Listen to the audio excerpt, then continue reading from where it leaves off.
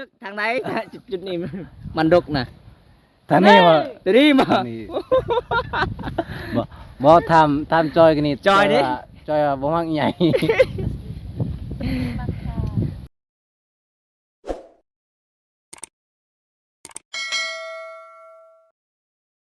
หลังจากกินข้าวกินน้ำเรียบร้อยแล้วพี่น้องเอ้ย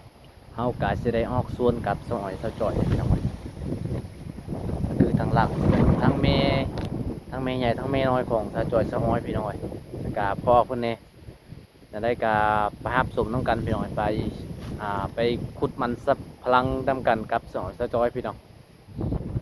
สวนสาวจอยสาวอ้อยกะกว้างขนาดพี่น้องเอ้ยพุ่น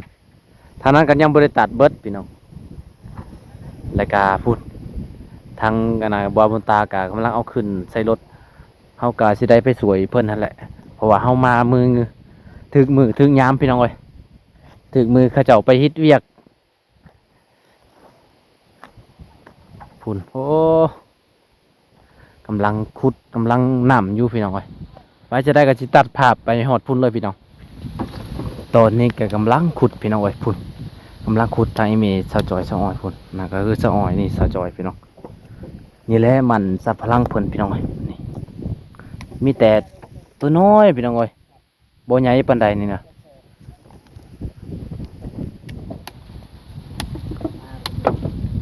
ทางผู้บ่าวน้อยก็กำลังตัดใส่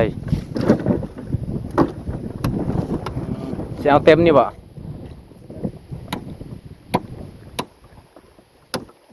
ตัวใหญ่ตัวน้อยนี่เนาะ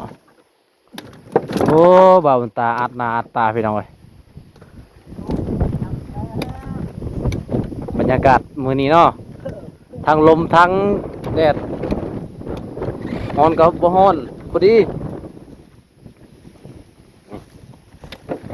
โอ้คือเอาลายๆกว่านี้ปุตตาคือเอาลายกว่านี้นะ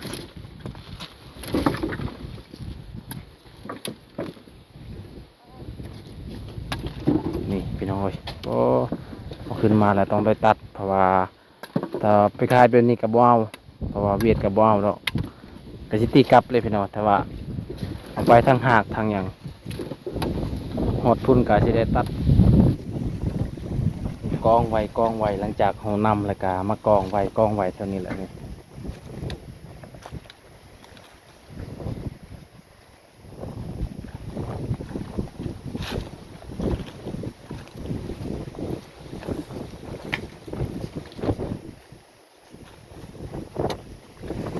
สบายดีสอย จะได้เมื่อยป่ะคือบ่าวผู้บ่าวมาสวยนะมีผู้บ่าวบ่14เด้14นะมาเด้อ FC มันยังใจเนาะ มาซอยสะจอยสะออนี่เนาะอ๋อคือมันใหญ่สะจอยมันใหญ่แต่มันยาว แต่มันยาวซื่อโอ้มักใหญ่ละมักยาว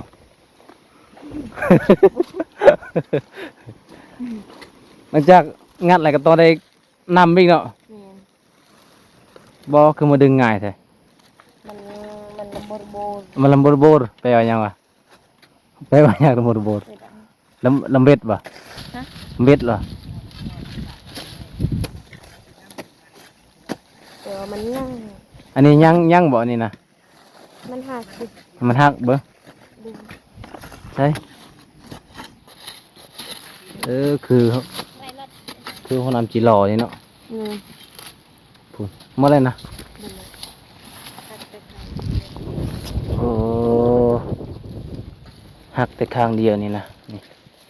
ต้องแนะนำเลยพี่น้อยโอ้หนาบางใหญ่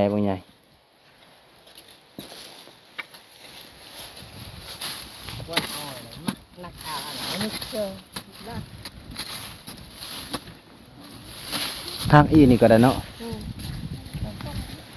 เบิ่งมักบางใหญ่สันนี่หรือว่าเอาสันนี่ใหญ่โพดน่าก็น่ายุ่งเลยอ่อยลมพัดบ่แห้งบ่ฮะบ่าวบนตาก็สิร้องคล้องเลยพี่น้องเอ้ยนี่เลย โอ้ สองอ้อยว่าคันบ่งัดมันสองอ้อยบ่ให้มาอีก บ่นั่นอีกบ่บ่งก็สิงัดซวยแล้วจังหน่อย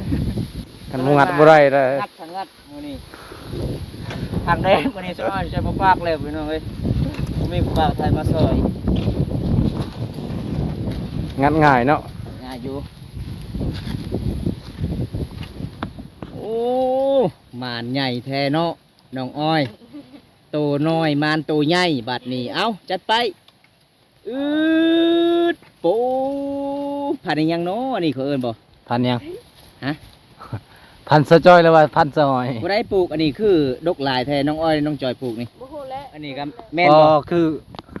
แม่นบ่สนใจปลูก คือ นี่ ห บ่ ยังคือมาซื้อแต่น่ะ จอยจอยสิเลือกทางไหน จุดนี้มันดกน่ะ ท่านนี่ว่า ตัวนี้บ่ อันนี้ บ่ทำจอยกันนี่ จอยดิ จอยว่าบ่มักใหญ่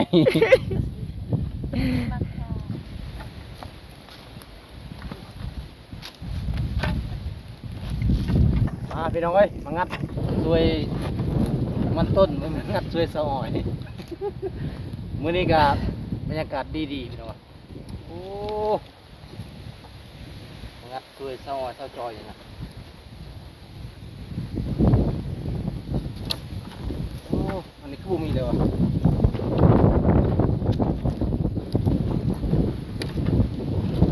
เออ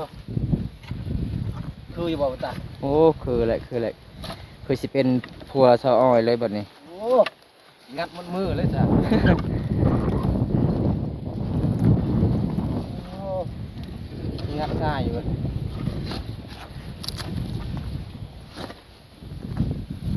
หลังจากขุดแล้วก็กองไว้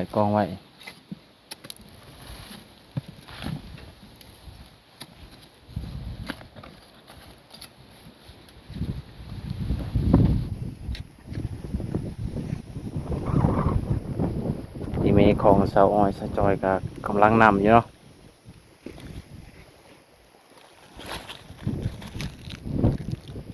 มีแต่บางใหญ่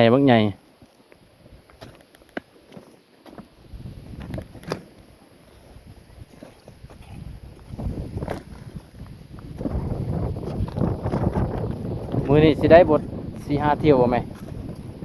ได้อยู่บ่มือนี้นะ ฮะ ได้บ่4-5 เที่ยว4 เที่ยวได้อยู่บ่4 เที่ยวเนาะ ดู ตอนแรงก็2 อืม ตอนเช้า2 เที่ยวเลยเนาะ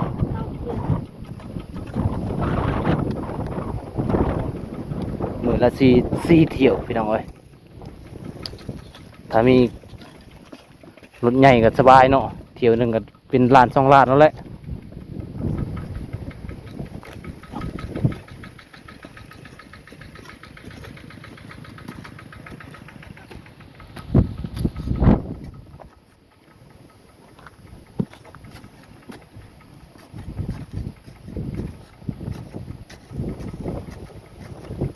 หักทางนี้ดิ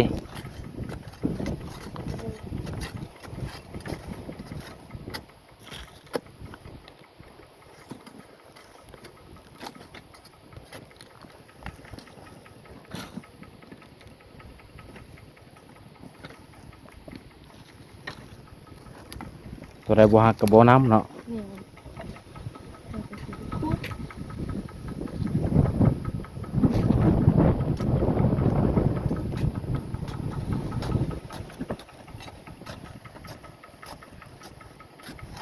มื้อนก็ไปอีกบ่จอย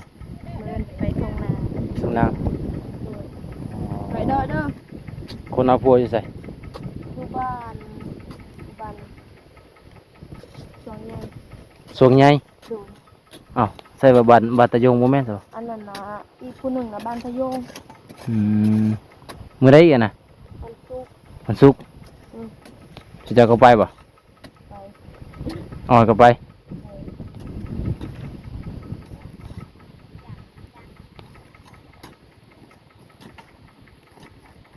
โอ้ลกคือกันเนาะ อืม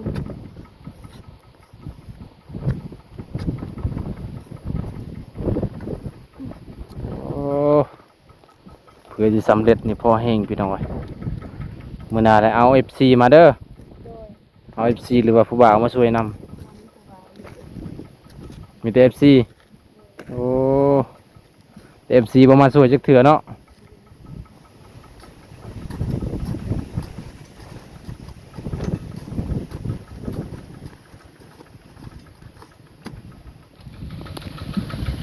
ตอนนี้ก็สิไปหา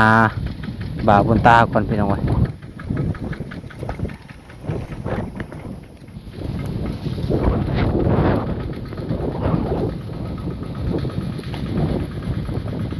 โอ้บุญตามื้อนี้พี่น้องเว้ยบุญตามื้อนี้พิเศษอีหลีงานเอาพี่น้องเว้ยจักเพิ่นกินหยังกินนี่นะกินส้มบ่ แดง มันแดง แรงมาก แข็งแรงมากปอฝุ่นงานเอาพี่น้องเอ้ยโอ้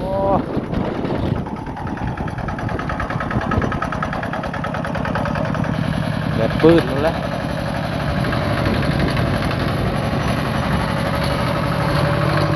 โอ้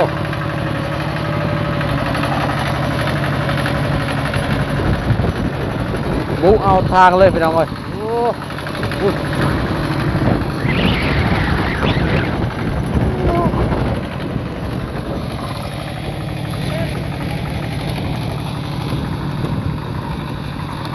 มันลงไปก็ให้มันไปเลยพี่น้องเอ้ยแล้วก็เพิ่นพอสองจอยกับสิครับถอยหลังไปเอามันต้นอยู่พุ่นแหละ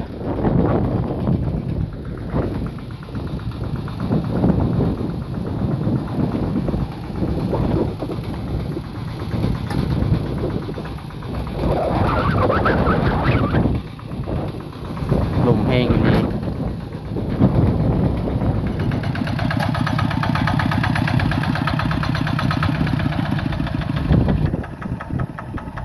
เรียบร้อยซุปเปอร์แซมแล้วไปบ่ได้บ่เนี่ย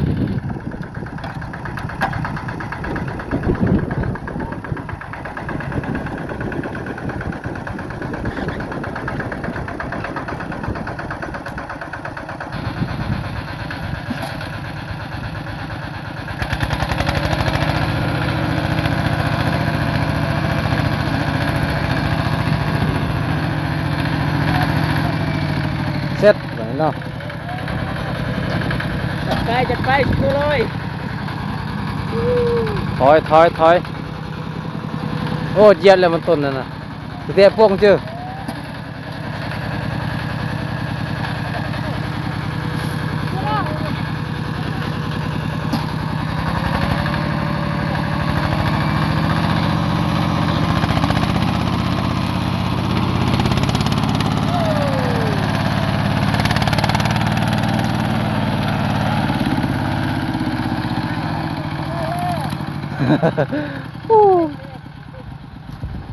เหยียบเลยมันต้นนี่เนาะ สู้นะน้องเนาะ เลย มันสับปะรังก็ลดลงแล้วโล800กีบมือหนึงก้อน10 ล้านบ่ 6 6,000กีบโอ้นี่ครับ กระดองน้องออยกับที่รถบ่ ต่อ น้ำมันมันสับปะรังก็ราคาลดกระดองก็ลดบ่ รู้จักน้ำแม่เลย โอ้บ่าวน้ำแม่ก่อนเนาะ บ่นำเมย์ก่อน เพราะว่ามันช่วงนี้ก็เจ้าซื้อก็800กีบโลนึงพี่น้องอาจจะคู่กระดองไปถามเบิ่งนายแม่ผู้นี้แม่ก็ส่งเสื้อขาย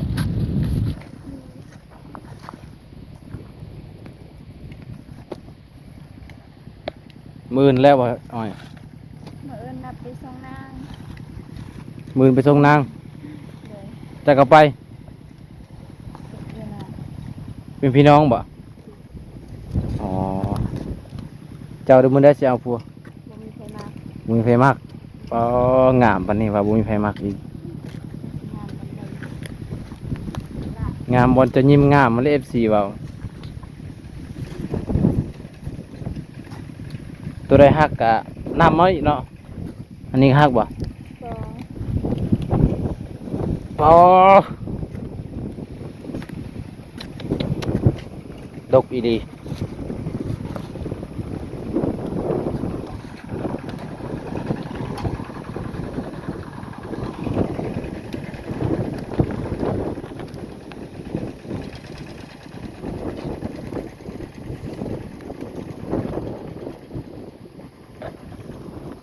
มาค่อยใส่ซะหมวกนะ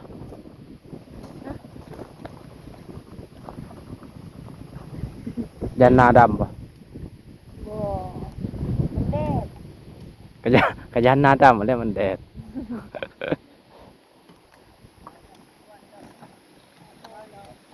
ใส่เต็มรถไทยนี่แหละ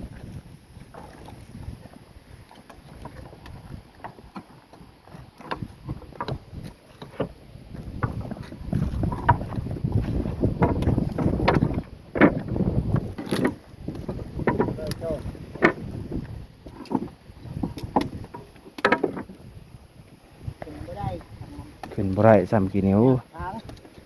ทางมันยากเวลาเข้าไปแล้วมันจะเป็นคุม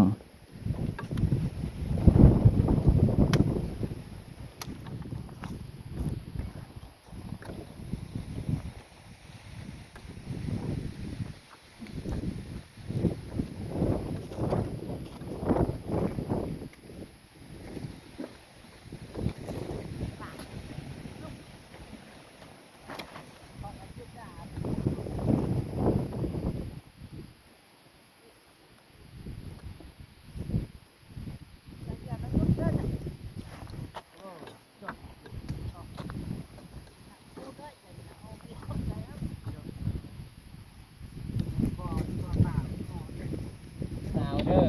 สาวจึงใส่เงินเอาไปโถงพี่น้อง ไกลสิเต็มแล้ว เคยใส่บ่กระทงนี่บ่บ่เคย ถุงเวลานั้น กดไหนเสือเนาะ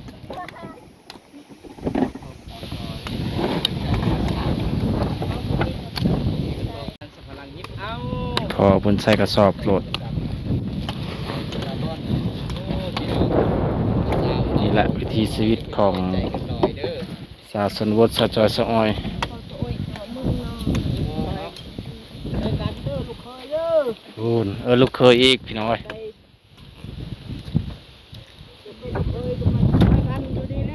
น่าแม่นใครจะเป็นลูกเคยกับมาช่วยเราเด้อ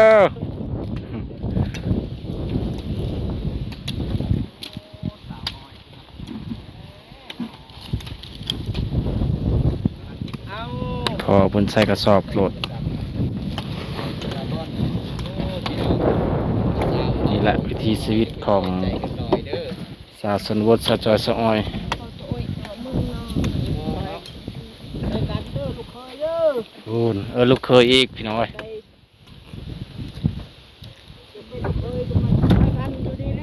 น่าแม่นใครจะเป็นลูกเคยกับมาช่วยเราเด้อ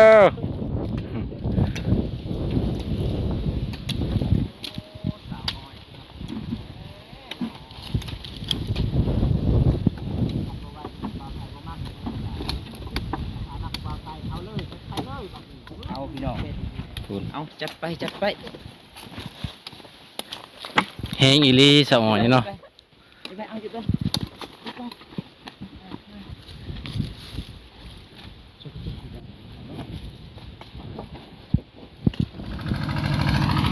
เอาเบิ้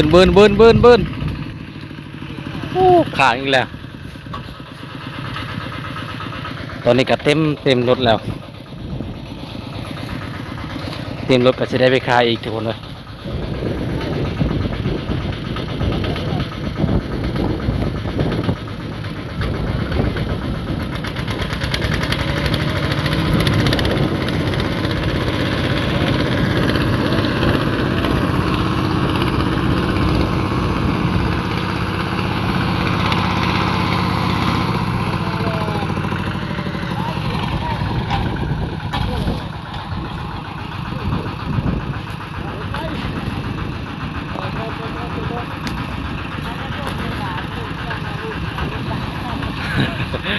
อยู่รถ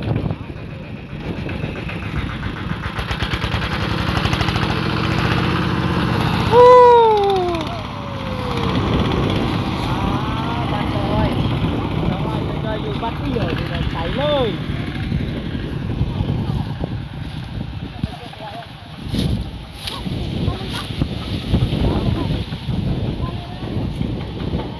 เอามาฮักโกดเอา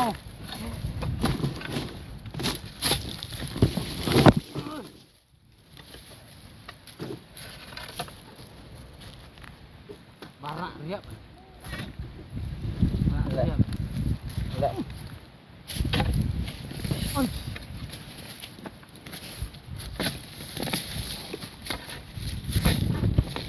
ถูกเสีย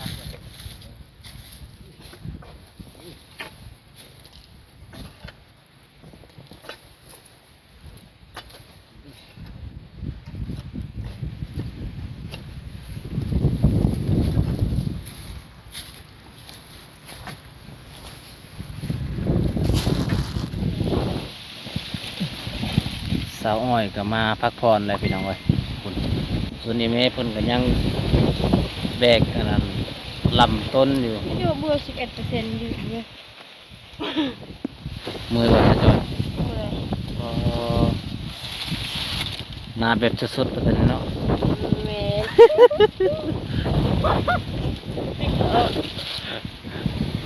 จะได้คลิปนี้กับพ่อซ้ำนี้ก่อนพี่น้องเอ้ยขอจุซ้ำนี้ก่อน ได้พี่น้องเอ้ย เพราะว่าตอน